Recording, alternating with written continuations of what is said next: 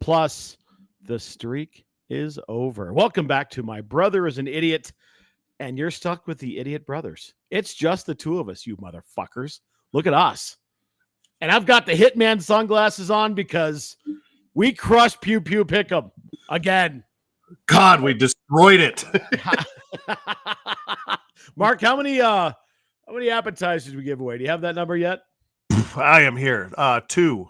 Two. Is, so we tied one person, so we gave him that one on, I don't know, just being nice.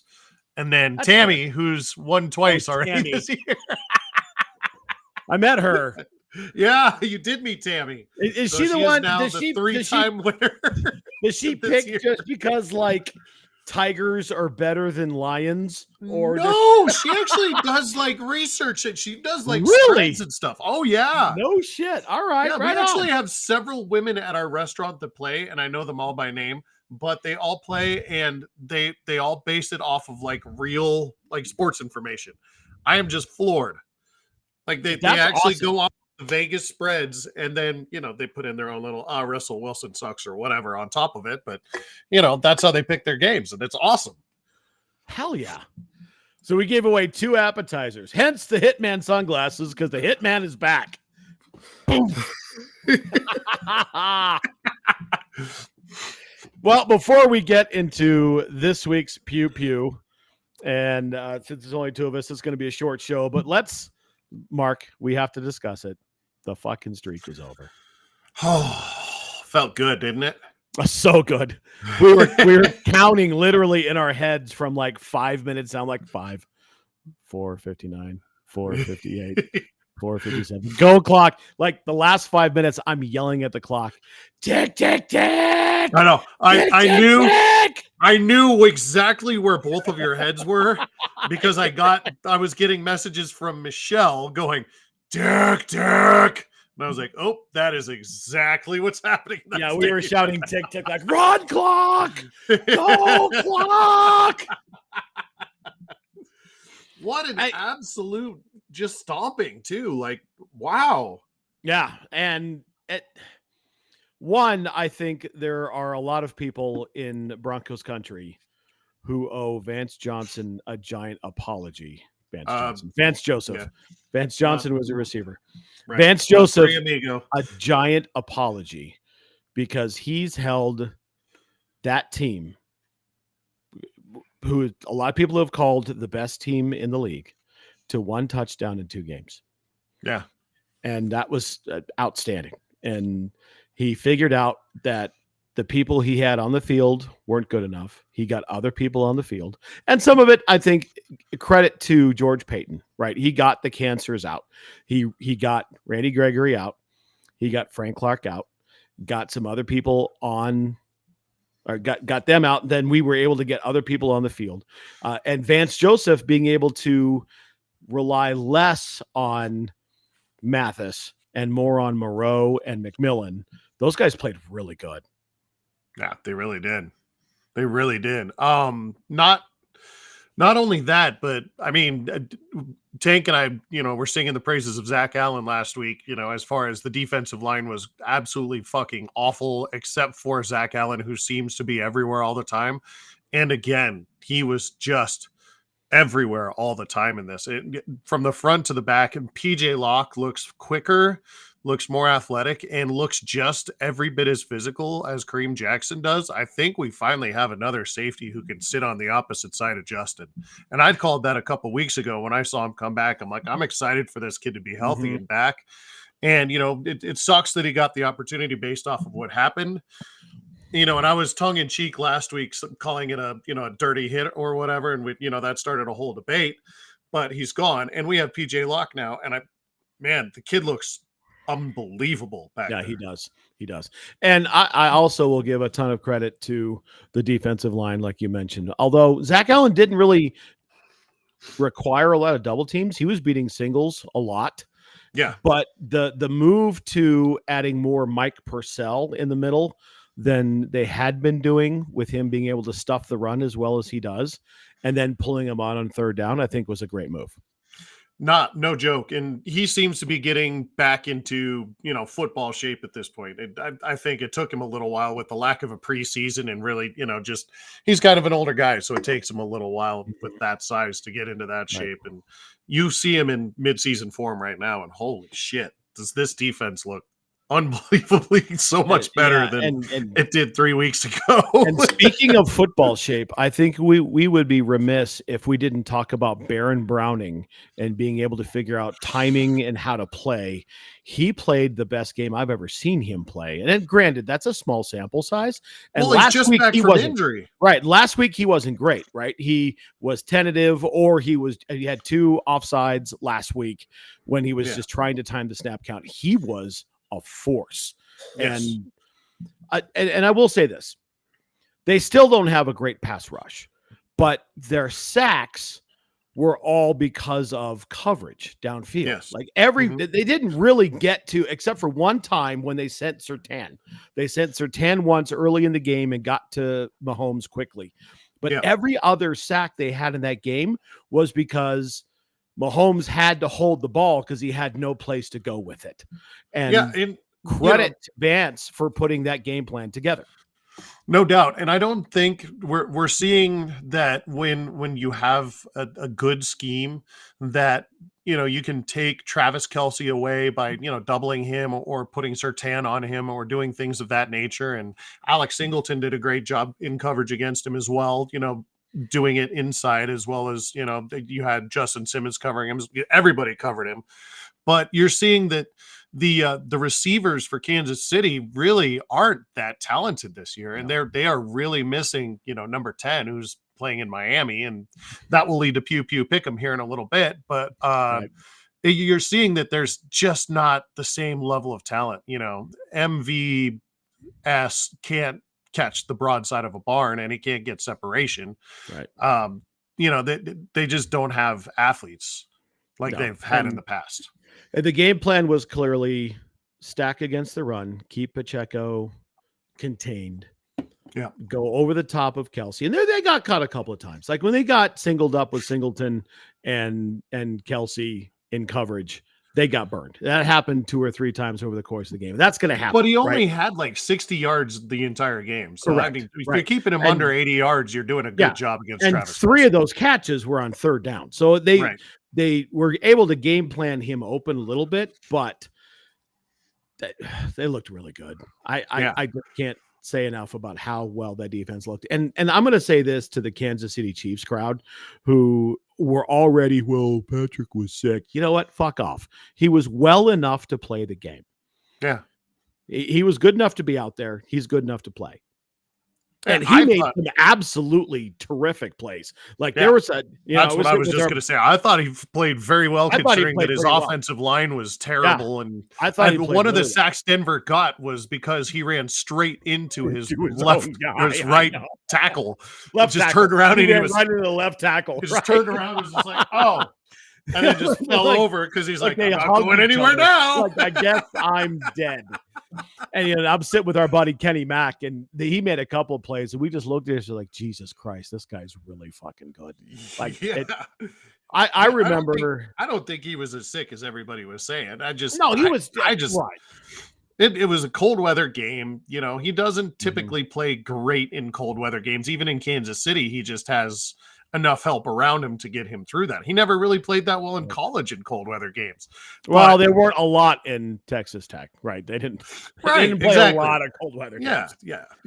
So he's just not as good. He's still good, but you can see his athleticism and his ability to get the ball downfield. And you're seeing that he's getting frustrated with the people that he has.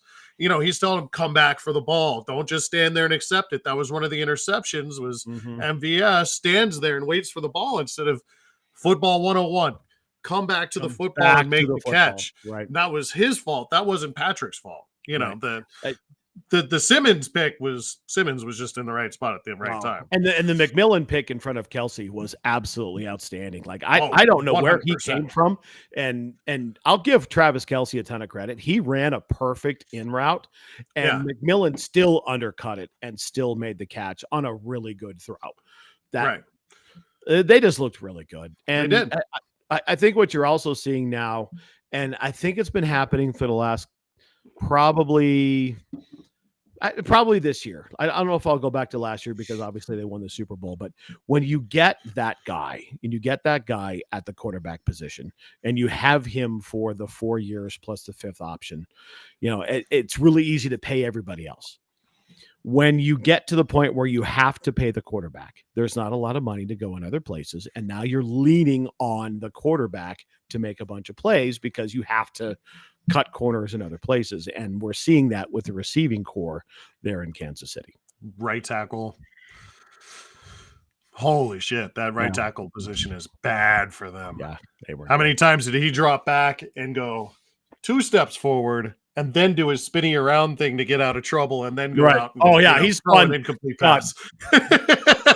He does that spinning around thing better than anybody else. And when you see him throw that spinneroni and you're like, here we go. It's Patrick and Patrick. And then Browning's there on the outside. Like, oh, we have contain on the spinneroonie. Like, no, you don't. Look at that. They did. And yes, right. On Sunday they did, which was the cool part. Like, and the spinneroonies happened early. Like he would back up and all of a sudden, here comes Zach Allen up through the 3 gap. And he has to spin a Rooney and get it to the outside. And there's Baron Browning like, holy shit. It's like a grown man's defense that they're playing. Oh my God. Well, and I think, I was calling him out for the scheme being a little bit too complicated, and I'll give Vance Joseph some credit that he stuck with that scheme and the players are picking up on it. And you see that they're picking up on it and they're able to react rather than just go with the defense. And that just comes with being in the system, I think. Yeah, I don't know that necessarily it's a scheme issue. I think they've finally figured out the personnel. And one, K-Jack not being there and PJ Locke being in is not necessarily a decision they made. They had to make the decision, but it wasn't like they made that call. But moving away from Mathis and then more of Moreau and McMillan made all the difference in the world. Right. Well, and I just have to stand up for my boy PJ. Like the guy has stepped in and played a hell of a safety position right off the bat. He was great. He doesn't have a lot of tape, so I think a lot of quarterbacks are up there looking for old man VJack, and they're seeing somebody who has actually a little bit of athleticism, and they don't know his tells as well. Who's VJack? Not VJack. K-Jack. K-Jack, yeah. That fella right there. That old guy. That guy. He's not real. Well, yes, we do have to celebrate it. The streak is over. Denver has slain the dragon. And looking forward just a little bit before we get into Pew Pew, there is an outside chance this team could get to 10 wins. An outside chance. I mean, look at the schedule. Buffalo's not great. They've got Minnesota coming here, who apparently now has a different quarterback because of the trade today. I thought maybe they were to get somebody else, but they went and got Josh Dobbs. So interesting. Who knows when Jefferson's coming back, but the Vikings are beatable. The Browns are a dumpster fire. You get the Chargers twice. Both of those games are eminently winnable. You still get the Raiders. You get the Patriots. They could win 10 games. Mm-hmm. Yeah. I'm in complete agreement. I don't know if it happens or not, but I don't know if it happens either. If you get to 10 wins, you're talking about a playoff spot. Yeah, playoff spot. And then what? Yeah. I mean, who knows? Right? Who knows? I don't want to say. I don't want to say other than who knows right now because I don't have that much faith in this Nobody team. Does. Nobody does. It's like 8 games of this bullshit. I know. They seem to have turned a corner in the correct direction. You beat Kansas City and your starting quarterback throws for 120 yards and 2 touchdowns. Like, how the hell does that happen? Like, what? And Russ played a good game. I mean, in the offense and the way the plays were called, they did take some shots downfield, and I'll give it probably should have been closer to 200 yards passing, but they had, the one pass interference call on the cornerback who was trying to cover Cortland and tackled him basically. And there was a couple other weird plays, and I think they'll figure out kind of some of the timing. There was one play in particular where I thought that I'm working on it. I'm waiting for him to stop talking so I can let him in. So I can say, Jesus Christ. Let Tank in. Jesus. There's Tank. Hey. So there was a one play in the third quarter. They come out in their 31, and they've got they had Jerry Jeudy in the slot, and they had the corner on the outside guy. I think it was Lil Jordan, and the safety over the top of the slot on top of Jerry Jeudy, but he was 10 yards back. The linebackers had all come forward, and you were matched up one-on-one on the outside with Jerry on the outside, or with it might have been BJ. I don't remember. Doesn't matter. Doesn't matter. Ken and I looked at each other like, holy shit, the slant's open. The slant is right there. And they ran the slant. And I don't know if it was Jerry ran it a little bit too deep and then cut, or if the throw was bad. But if he had connected with Jeudy on that slant, it would have been another touchdown, because there was no way. Nobody covered him. He missed him by like 2 yards. Just unbelievable that they were able to scheme it that way, just couldn't execute it. So I think that kind of thing will also get better as the more and more they start to work together. Yeah, complete agreement. Frank, you got anything to say about the Broncos win on Sunday? By the way, welcome. Actually looked really good. Yeah, we Yes, tell you us talked what you about saw. that already. No, but please, join in. Yeah, the defense looked like they actually knew what they were doing. For honestly, one of the very few times this year, they looked like they were prepared for this offense, and they did everything. They put the clamps on Kelsey. They were able to protect outside one-on-one. They put a spy on Patty all day long, so he had no escape. They put this team in check from the beginning of the game to the end of it. And you say for once, this is 3 games in a row the defense has looked really good. They held Kansas City the first game to 1 touchdown. They won the last game, and then they held Kansas City completely out of the end zone in this game. I think, and we've talked about the talent and how that has not exactly been what they wanted it to be. And Mark and I talked about it before you joined in. I think removing some of the older players who have not been as good, but they're high dollar guys and big money guys who obviously have to play because they're high dollar guys. Now they're not there. And now you've got other guys that come in and play. PJ Locke. You've got Baron Browning who's coming in. You can play more Cooper and Benito. John Cooper. On the outside. Benito. Yeah. Both of those guys look great. Yeah. And McMillan looks like he got a true nickel. Yeah. McMillan's good. And Fabian Moreau. has played great for 2.5 games. Like, this guy has just come out of flipping nowhere. I'm glad they're getting away from Mathis. And I think Mathis is going to be really good, but he's a rookie. And rookie corners struggle about as much as anybody else in the league. Right. If the only rookie corner who didn't that I haven't seen struggle that much, other than what's his name last year, was our guy here, Pat Surtain, didn't struggle that much. No, and Sauce Gardner, I think that was the guy who got away with a lot. Yeah, Sauce Gardner is a classic grabber. That guy hugs everybody, and we talked about it a few weeks ago. How he got flagged in the 4th quarter. Oh, you gonna throw that flag, motherfucker? Sauce Gardner grabs on every play. That's the first time he's been flagged for shit he does every game. Right. He's never earned the right to get away with that, so you finally got a flag on it. So shut up, Jets fan. Yeah, right. All right. Anything else we want to talk about this game, Tanky? Anything else we want to throw in here? Javonte looked like he had his first really good game. Not his best game, not quite to where he was last year, but legitimately looked like he was very comfortable, and they were comfortable going with him for the game. I think in general, you're seeing the personnel for this team be able to take their own reins and go at their pace. You're seeing Javonte the last 2 games, really, honestly, he's been playing much better than he was previous. And I think he's finally healthy, and he's finally understanding this brand new system a little bit more. And you're seeing that across the board. You're seeing Cortland, he's what, like the 2nd or 3rd most targeted red zone target in the NFL this year. And Jerry's finally starting to get open and see some time. And, you're seeing the pieces that were there and that just start to fit into this scheme a little bit better. I think Sean Payton still is holding back quite a bit of his playbook, and you're seeing that. And when they do the goofy shit, it doesn't generally work because they just don't have the pieces that they want for it. But you're seeing the start of something that where they're headed, and it looks really good. And the team's looking healthy for, honestly. Oh God, please knock on wood. Oh my please, God. please knock on wood. Find some wood. Don't say shit. There you go. Bong bong bong. There you The go. only one who can go is Ben Powers.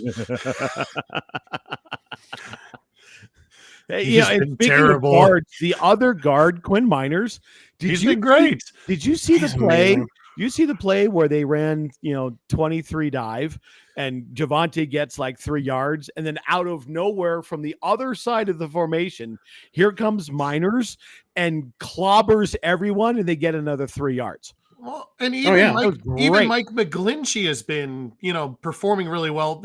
Obviously, during the runs, he's been performing well. But in the last couple of games, he's actually been picking up and getting some pass protection done too. The only one that's not performing on the offensive line is Ben fucking Powers. And you can see it because of the way that, like, one of the sacks Russell took was Ben Powers let his guy go and then went to go double team with Garrett Bowles, and Garrett Bowles didn't need the help on a double team. I think that's Ben Powers learning the system still. I think Mhm. he's not caught up with it yet. Oh, he looks terrible. Yeah. Because he's a really good pass blocker. The skill He is just needs to there. know- yeah, that's his thing. He is a good pass blocker. McGlinchey's a really good run blocker. The other person I think we need to talk about real quick is Cushenberry. Cushenberry quietly has had awesome. a really good season. He's been And awesome. the last 3 games, he hasn't given up a sack. And he's rated like a 97 according to Pro Football Focus in those last 3 games. He's played really, really well.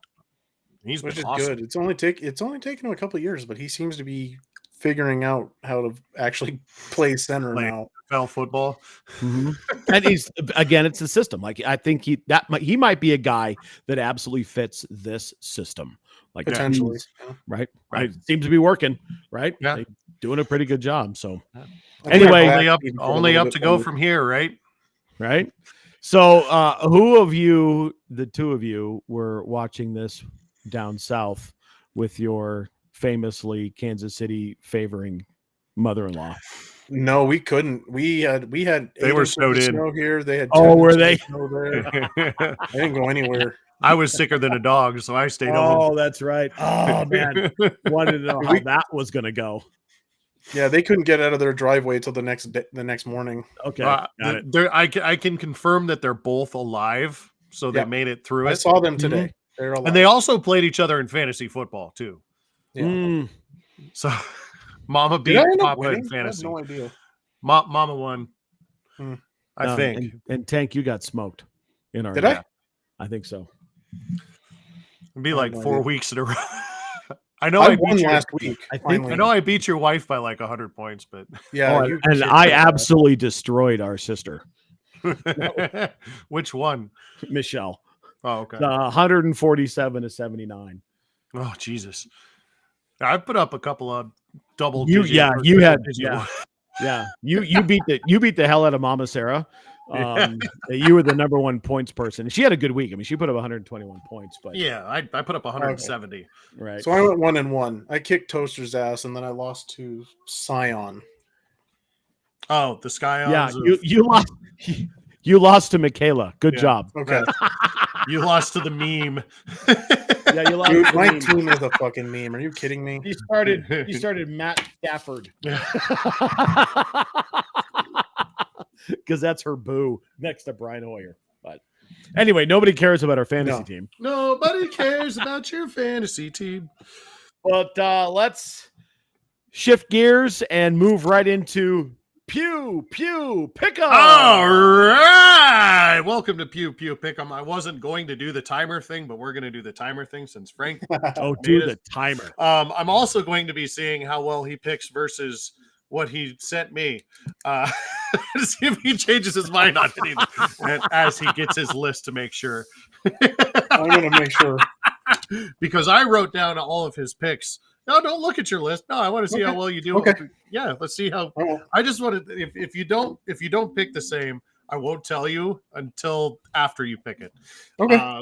And that'll be funny because I've written down your name next to all of these points, and I also have the spreads for all of these games, and that's via MGM BetMGM as of 11 o'clock this morning, Mountain Standard Time. So let's go ahead and get into some Pew Pew Pick'em, boys. Pew Pew Pick'em, where I give each of the guys 8 seconds to tell me the pick of their game. All I give them is the location, the two teams, and the Vegas spread according to BetMGM. Are you boys ready for this week?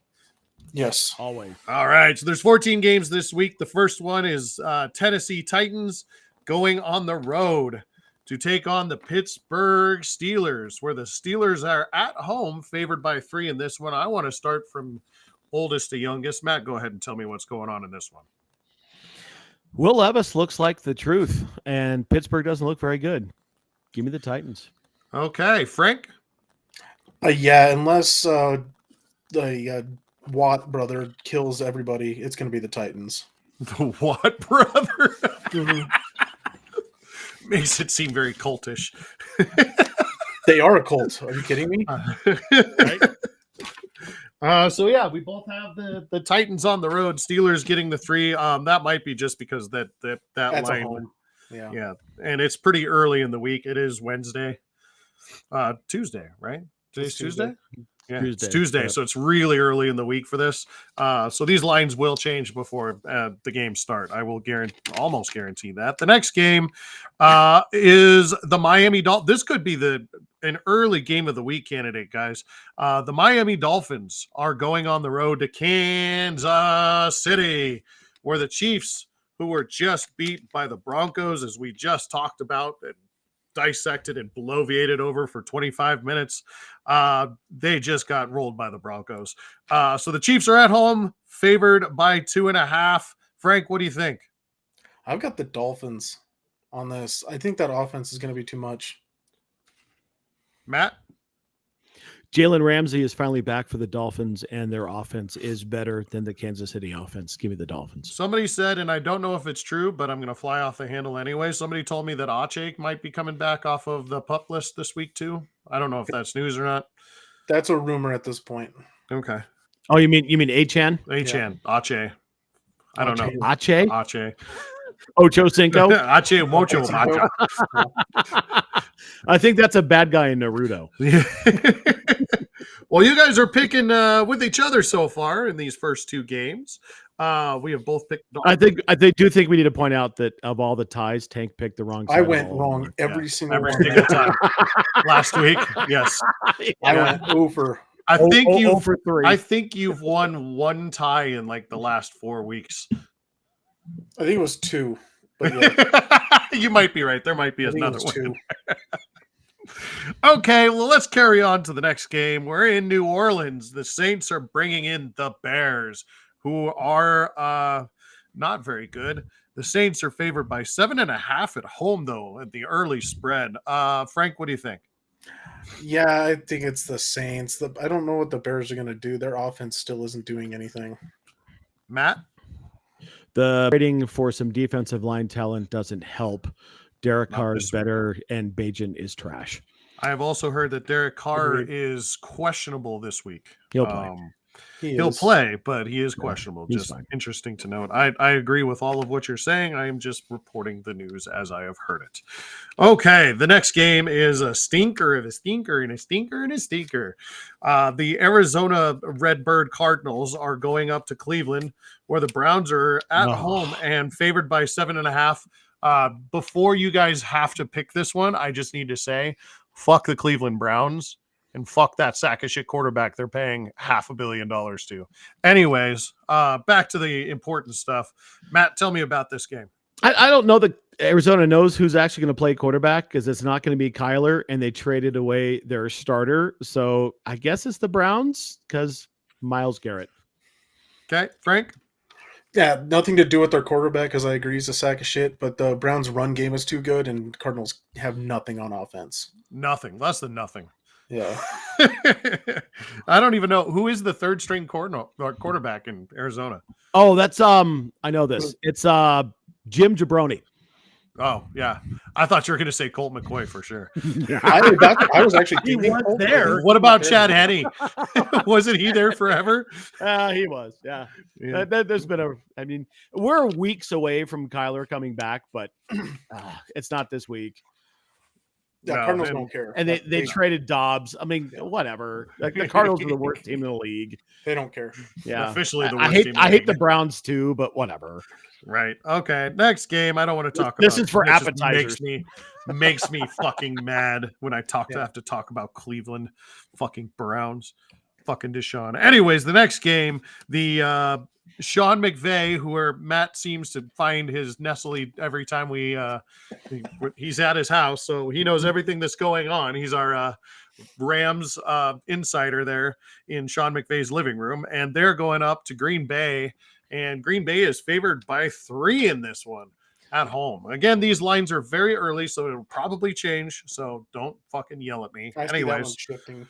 yeah, it's Frank. I think the Rams ran into a buzzsaw last weekend, and I think it'll be better this week. I gotta pick them over the Packers. Matt, The Rams are mid. Jordan Love is trash. Give me the Rams. And the Packers just traded away their corner, so that didn't help. Nope. Look Mid. for Puka Nacua to get 12 catches. Yeah. mid. Mid. I can't believe you used the word mid. I did. I absolutely did. Yeah, look for Puka to have 12 catches, 160 yards, and 2 touchdowns. No, he won't have any touchdowns. He's got like 2 all year, but he's going to just eat up yards. They don't have a corner. It doesn't matter. Puka doesn't They score. have Zaire We Alexander. have spent to cover way both too fields. much time on this fucking trash pile game. But speaking of trash pile games, we're going to head down good. to Atlanta, where the Minnesota Vikings are coming into town. And as of this morning, the Falcons were favored by 4.5. I expect that spread to go up. Matt? Yeah. Who's playing quarterback for the Vikings? Nobody rookie. fucking knows. It's a rookie. They've got Josh Dobbs, no Justin Jefferson. It's going to be the Falcons. Yeah, Dobbs won't play until next week. Frank? So Dobbs isn't playing until next week, and he's going to need time to do anything, I think. So, yeah, Falcons. Yeah, early reports were, and obviously this is very early, was whoever the rookie was is going to start, obviously, and then Josh Tanner or Dobbs would be whatever his coming name is. in for support, which means he's going to be clipboard and headset in hand, and that's exactly what that means. It's the only reason he's going to be in a uniform. Drastic happens. He's not stepping on the field. Look for this to be a breakout game for Kyle Pitts. He may have 125 yards in yards. I wish it'd be a That breakout would- game for Bijan Robinson. Well, he is explosive for sure, but I think this is a Pitts game. Well, we'll see. Hopefully. I mean, shit, you've got him. Might as well. The next game on the docket, the Seattle Sea Chickens are going to go face another bird up in Baltimore, where the Baltimore Ravens are welcoming in the Chickens, and the Sea Shits on the road against the Ravens. The Ravens are at home, favored by 5.5. That number seems a little big to me, considering how off and on the Seahawks have been, but the Ravens have been on fire. Frank, go ahead. I'm going to take the home team on this one. The Ravens have looked really good, and that defense is looking good. So, yeah, take the Ravens. Matt? The Ravens are legitimately a top 5 team. The Sea Chickens can go jump off a fucking bridge. Now in first place, Sea Chickens, somehow. Yeah, doesn't matter. That division, the whole division's trash. The NFC West is not as good as we once thought, right? No. It's weird how that works. The next game, speaking of trash, let's go down to Houston, where the Houston Texans are at home, and they are welcoming in Baker and the boys of the Buccaneers. Texans are currently favored by 2.5 in this one, except, we're saying this every time. We expect that number to change. Matt, I think it's your turn. Baker Mayfield is trash. Go Houston. Frank?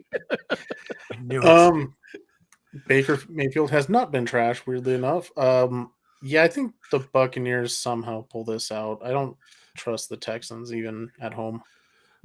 Okay, so I guess circle that one. That's the worst take you've had in 2 weeks. Baker Mayfield has not been trash this year. He's trash. I'm going to put an arrow next to it just because of what Matt just said. I am not agreeing or disagreeing with any of this. I would like to point out that to this point, Frank has been 100% on with his picks that he gave me earlier. I am going to decide this game by coin flip. Oh, all right. Because I don't give a fuck about either one Oh, of no, these this is a fucking toss-up teams, game, okay? for sure. So we have tails will be the Texans, and heads will be Tampa Bay. Are you guys ready? Heads will be the Huccaneers. Yeah. Yeah, the Huccaneers. Yep.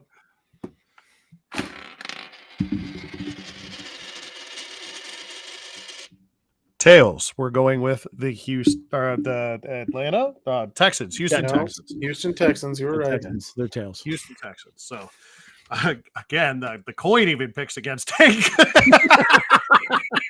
Oh, I've never been a follower of the coin. One of these days, we need to, like, when we have a tie, we just need to ask the Magic 8-Ball. That's what we have to do. Or Yoda. We have to Yoda. ask There you Yoda. I've got fucking Yoda somewhere in this. Somewhere. Break him out again. But not right now. We're going to go on to the next game. The Washington Commanders are going to go and deal with another semi. Yes. So before you get into this, we actually had a Luigi stop by about an hour ago, and it was everything that I had not to go wah! Right at this 8-year-old kid dressed up as fucking Luigi. You should have done it. Oh, it was hard. It was hard. Washington. Carry on. Washington. I dressed up just for shits and giggles. I dressed up as a Slytherin Quidditch player today. I had some goggles on, and I had the robe and everything, and I had the wand, and I kept saying ridiculous things as charms instead of the actual words from the movie. So it'd be like al dente, exfoliation. Yeah. Sometimes it would be like random football players, Double Bam Morris. Clotilus Hunt. Adam Gotsis. That kind of shit. Capital expenditure. That was the kind of shit that I was saying. Anyways, going back to Pew Pew Pick'em. All right. I had fun with it. Anyways, that's good time. Washington Commanders are heading up the road to New England, where the Patriots are at home. Early line is Patriots, favored by 3.5, and that's after the Commanders did unload a large talent today. But the Patriots at home, favored by 3.5 against the Washington Commanders. Matt, I'm just going to go ahead and get this out of the way. Mac Jones is trash. Washington gave Philly everything they could handle. I know they're missing 2 defensive players, but let's go Washington. Okay. Frank? Yeah, that's neither of these teams are good, to be honest, but I'm going to go with the home team on this one. Didn't mean to let that go. So, again, Frank is picking 100% with Frank, and we have another tie to break. I don't care about either one of these teams. The only fun I have with the Washington thing is just because of Waluigi, and it's just fun to say Washington. So, I've got another penny. Home team again will be tails, so the Patriots are the ass of the joke, which is funny because it's a New Jersey coin. I don't know why, but it's just the guys going across the river, kind of Patriots, get it? So, they're the Patriots. It's like George Washington and stuff. Yeah. Well, that would be Washington. Washington. Well, no, but it's like that's Washington, D.C. This is like the Patriots. So, George, Crossroads of the Revolution is the name of this quarter. Anyways, that's unimportant. So the Patriots are going to be on the tail. The front side is George Washington, which is why I was going to give them the heads. There we go. Okay. Just had to get there. Anyways, so we'll go ahead and do this again. It's going a while.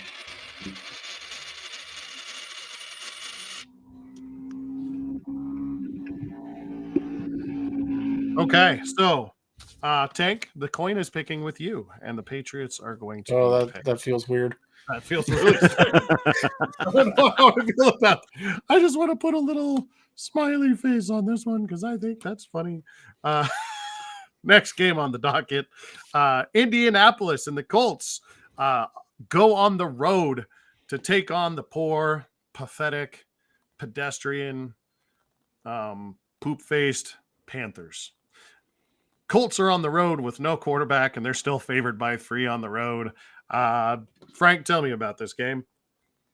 God, this game sucks. I'm picking the Colts just because. Okay, Matt. Panthers are on a winning streak. Let's go, Cats. Oh, Jesus Christ. You did that on purpose. He did that on purpose. You did that on purpose. I can neither confirm nor deny. The hitman doesn't resolve. Does not give out his horses. All right. Well, we're going to use a coin again to decide the tie, where Tails is going to be the home team again. And so that's Carolina on the back of the San Antonio Missions coin. That makes no sense, but we're going with it. It's a legitimate quarter. So Indianapolis will be Georgia's face. And it's close to Washington, so that's fine. It's closer. Carolina and Texas are southern of Indianapolis. We're both Anyways, south of Indianapolis. so Washington's face is the Colts. This weird fucking seems to be like some kind of cryptic symbolry on the back. That will be Carolina. Here we go. Oh, we're going to run out of table. We are picking the home team, the Carolina Panthers. Coin is picking with Frank. 33.33 repeating, of course, percent of the time. Thanks, Abdul. Had to get that one in there while I could. Yeah, Yeah, it's right? one of those things that if you can get it in there, you got to get it. Like Gene Mingo, you got to get him in there. There you go. Yeah. The next one, the Cowboys are leaving Dallas. They're going to go into Philly, where this NFC East showdown, the Birds are favored by 3 in an early. Frank, tell me about this game. Dallas folds against good competition. Eagles win. Matt? Yeah, Eagles easily. Dallas is really good against average teams and is terrible against good teams. I think that this 3-point spread should be more like a touchdown spread, right? Yeah, it's 6.5 easy. It's 3-point just because the Eagles have been playing close against in division this year. Yeah, I agree with that. This next game, I'm gonna skip this one and come back to it because there's gonna be other conversations I think that are gonna happen. So we'll go where Buffalo is going on the road, and they're taking on the Bengals in Cincinnati. Cincinnati is coming alive as of late and are favored at home by 3. Matt? Yeah, Bengals have figured it out, and I think Joe Burrow is finally healthy. Buffalo's been struggling, so give me the Cats. Frank? I agree 100%. The offense and defense for the Bengals both look good. Yeah, this could be the Bills finally get exposed for the true frauds that they are instead of the pretend frauds that we thought they were this entire season. They're going that'll happen on Monday night in 3 weeks when Denver goes in and beats them. Well, yeah, but this is going to be the first possible. exposure. This is going to be, I mean, that's the Sunday night game, and I think we're going to just see Josh Allen not know what to do. This game's in Cincinnati, right? This game is in Cincinnati. Yeah, so you take a lot of the emotion out of this game out of it too, because if this game was in Buffalo, I would definitely say it's Buffalo because of what happened last year with Hamlin. But right, yeah, but it's still going to be a big game and one that's worthy of watching, at least for the first half, because that was an unbelievably crazy situation and something the likes of which I've never seen in all of my 40 plus years of watching football. Right. Monday night game, before we get to the stupidest game on the docket, we're going to go with the San Diego Los Angeles Chargers of Anaheim, and they're going on the road all the way to New Jersey, where they're taking on the not quite as Aaron Rodgers list Jets as we thought they were, where fucking Aaron Rodgers might be coming back here in like 2 or 3 weeks from an Achilles injury. Hopefully they can find a splint to keep him upright. Anyways, the Chargers are on the road and still have a 3-point edge against the Jets. Matt, what do you think? Trap game. This is the Jets all the way. Chargers are going to Charger. Frank? I was going the opposite way. I think the Chargers have enough offense to overcome the Jets. Yeah, the problem is that Palmer's hurt. So now they're down to one receiver. They have a tight end and a running back. I don't know. I get where you're going with it. Like on paper, it looks like it should be better, but I can't trust the Chargers on the road, especially. Oh, I don't trust them, but especially on the East Coast. Oh, he's digging out another coin. I have a nickel. Oh, Jesus. Is it a Buffalo nickel? It's a regular ass motherfucking nickel with the memorial on the back and the guy on the front. Who's the guy? It's Thomas Jefferson. There you go. Thank you. Yeah, I know who the guy is. We just said the guy. Yeah, he's a guy. There. For those of you who are watching, Mark is now showing you the face of this dirty ass nickel. So the guy is going to be the San Diego, Las Vegas, Anaheim Raiders, Chargers, and the thing on the back is going to be the New York Jets, who are at home and are 3-point dogs at home. Here we go.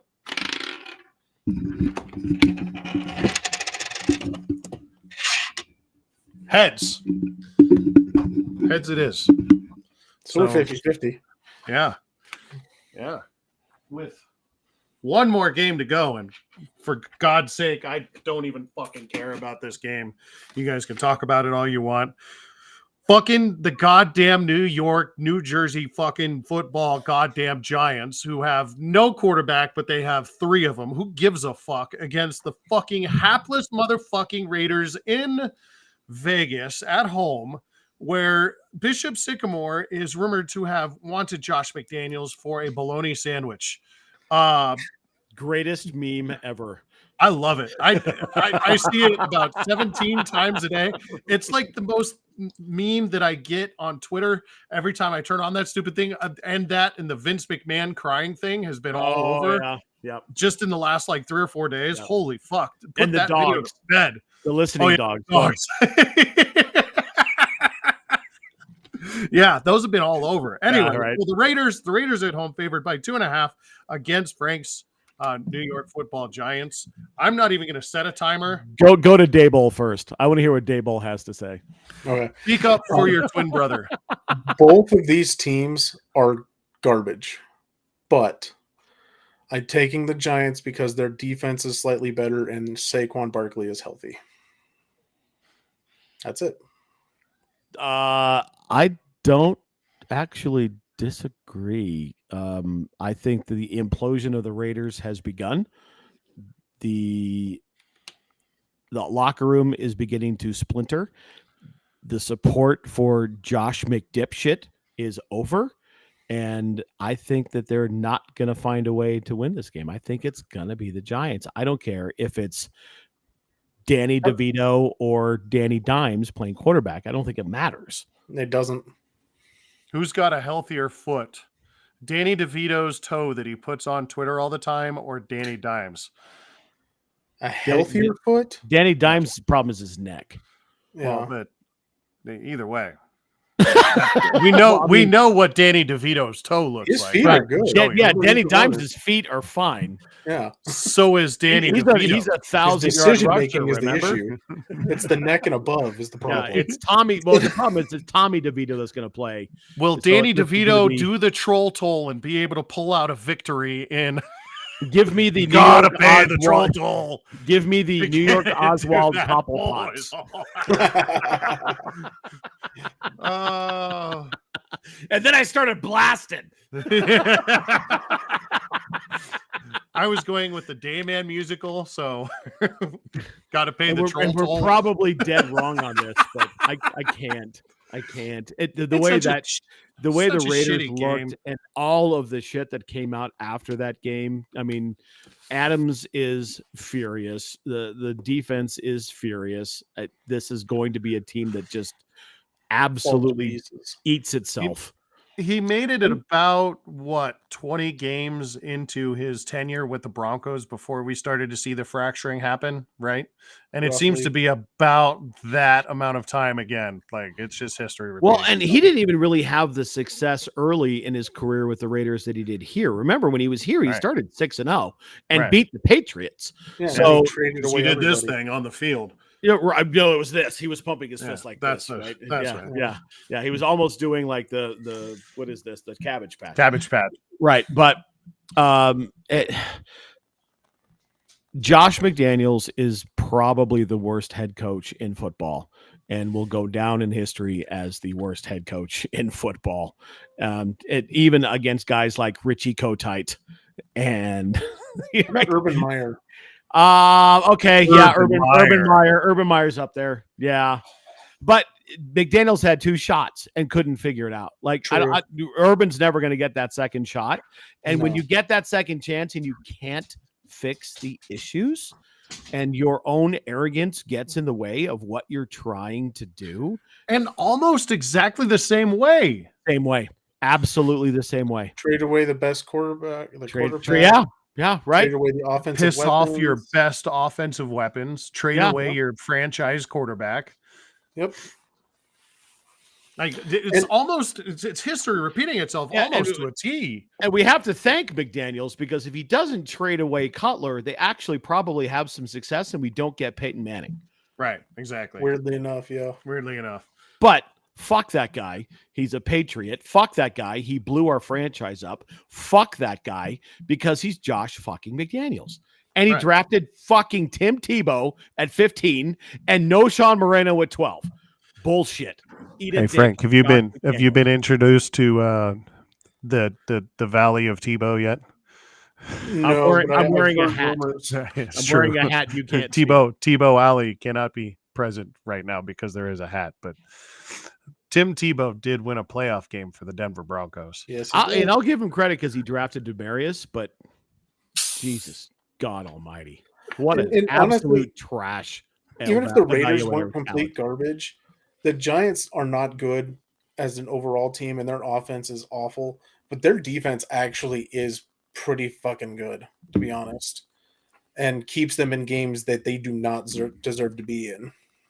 So. Yeah, I don't think Brian Dable has any idea of what's going on the offensive side of the ball. No, not a fucking clue. And you can just watch that just from his body language during the games, right? Like he's just constantly yelling at his offensive coordinator and his quarterbacks. It's just like, do you not have any clue what they're doing? Are you listening? No. Are you thinking about a ham sandwich right now? He lucked into a playoff win. That's what happened last year. That is truth. That is some hard truth from your being said. The Raiders are worse. Oh, Raiders are worse. Yeah, absolutely. And all that being said, not a member of this podcast looks like anybody else more famous that we're talking about in this current podcast. Frank looks like the head football coach.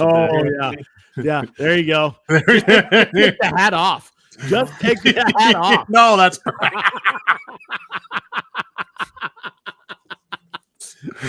Oh, you have the same first name. Oh, well, and that was Pew Pew Pick'em, guys. So good job there. All right. Well, I really think that's it, fuckers. Yeah. So short show my ass. Short show, 53 minutes. That's, you know what? For us, that's a short goddamn show. It's a short show. It's under an hour. Under these three assholes, that's a short show. Frank, final thoughts. Pimp the things. Go ahead. Unfortunately, my team lost this weekend, and mine's is number 1. And god damn, that team is good. And Badgent's record was just broken already. His touchdown record by the quarterback for Mines. Besides that, yeah, thank God, Denver finally beat Kansas City. God, it only took 8 years. Long fucking 8 years. I moved to and from Kansas City in that time. So, happiness there. Yeah, besides that, you can catch us here every week. Catch us on the Nerds That Know. We'll be back tomorrow for that. You can find me on the socials at Tank Knox or Knox Nostalgia Collectibles. Mark? I'm just glad I was able to kind of wedge Gene Mingo in there in kind of the least wedging kind of way. That was solid. That was solid. That was good. Yeah. That was the least effort. Yeah. It's been so hard lately. We've done all the things with Gene Mingo. We just haven't talked to him yet. Right. Anyways, that's all I got. That's it? So Yeah, I mean, Nothing else? you do all the socials and stuff I know like I that. do. So, All right. yeah. Props to Denver. Thank God they ended the streak. Like I can't believe it's actually over. And I do want to point this out, and I put this out in a couple of different tweets on our idiot page as we're pimping the podcast on different other people's tweets. But guys, we called this. We absolutely called this to a person. And we got to the game, and granted, I'd had a couple of cocktails, but I looked at my buddy. I'm like, I kind of feel good about this. Like it's kind of laying out like it should. And by God, they pulled it off. And I hope to all that's holy that this isn't Fangio's Dallas win. Like, let's build on this, because Fangio's Dallas win was his win, and then they turned to shit after that. Right. Yeah. Keep it up. Keep running the football. Do what you do well. Keep the game short. Let's get 40 touches to the running backs, and I'm telling you guys, 10 wins isn't out of the realm of possibility. It's going to take some doing. I'm not saying it's a guarantee, but they could win 10 games. Man, if they win 10 games, they're getting a playoff game. Oh, sure. Yeah, this year, yeah. Yeah, absolutely. Because there's some absolute trash in the AFC. There's some absolute trash in the NFL. Yeah. Well, you just have to beat the trash in the AFC to make the playoffs. There are like about 3 real teams in all of football right now, and there's a bunch of teams that are above average and good to great, but they're all beatable, right? The only teams we really see that don't really have any flaws, I mean, Philly's the only one, right? Yep, I think it's Philly. At this point, they're probably the top one, yeah. Miami, Bengals. maybe, and maybe the Bengals in a couple weeks if they can keep this train rolling and keep fixing what they're doing. But Buffalo is a shit show. Kansas City is a nightmare right now. They'll figure it out, but they're not the way they need to be. Maybe they can't. I mean, the reason why they brought in Mecole Hardman back from the Jets was because of his sure-handedness, and he coughed up a punt. That's one thing he never does. Mm-hmm. Yeah. And Mecole Hardman will help them in a couple weeks once he gets caught up back with this offense. But you guys had said it in a few weeks ago. Both of you have said it. The lack of the decision-making ability of the running game is really affecting this Kansas City Chiefs team. Mm-hmm. You're really seeing the missing offensive coordinator piece, right? That's what it is, I think. There's not any better team than Philly, and then there's everybody else. Yeah. Like, even you saw San Francisco is beatable. Miami is beatable. Well, yeah, San Francisco's what, 0-3? Their last 3. So if their defensive line isn't running the game, that team's getting its ass kicked. Now they did get better with the trade, so we'll see how that all lays out over the course of the next couple of weeks, because they did bring in somebody from Washington, right? So we'll see, but who knows? And we'll do top 5, bottom 5 next week when we get all back together and do another 2.5-hour show with my brothers in Idiot Cast.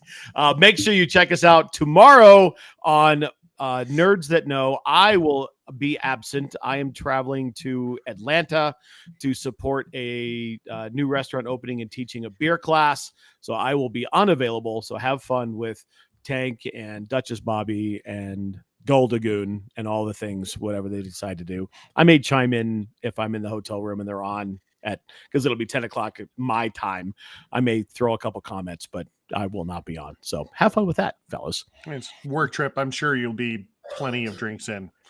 Maybe. I have a feeling that I'm probably going to be in the restaurant till like 9 training people. So there may not be a lot of, long night, huh? Yeah, it might be a long night. It might be a long night. We'll see. I don't know. I just do what I'm told most times. Anyway, make sure you check us out on all our social channels. You can find My Brother's an Idiot on Facebook. Search My Brother's an Idiot and look for the black logo. We will get you in. You can also find My Brother's an Idiot at the Idiot Goons on Twitch and Twitter. Mark's Twitch, Twitter, and what are you doing? Seance is beginning. It's Halloween. I'm in the middle of shit and you're just lighting shit on fire. Jesus. What else is new? Christ almighty. Get back on your meds. I almost did an entire show without shut up. I almost went an entire show without pulling out toys, okay? Other than 3 coins. Mark's Twitch, Twitter, and TikTok are at Poffletime. You can find me on Twitch and Twitter at Poffleophagus. You can find me on TikTok at King Goon Smoke. Make sure you check out the last couple of days. I found the worst rack of ribs I have ever seen in my entire life and stitched that shit. I don't know what this guy did or how he did it.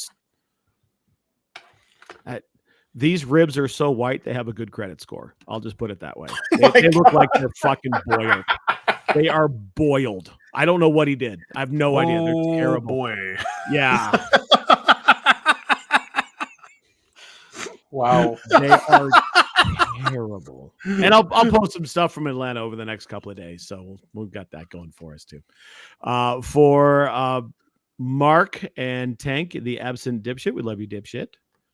Love you, dipshit. For the absent Mio T, we love you, Mio T. Love you, Mio T. This has been My Brother's an Idiot. We will catch you in 2 weeks. Make sure you check out the Nerds That Know tomorrow. And take care of yourselves. Take care of your families. Take care of each other. See ya. We love you, Sweden.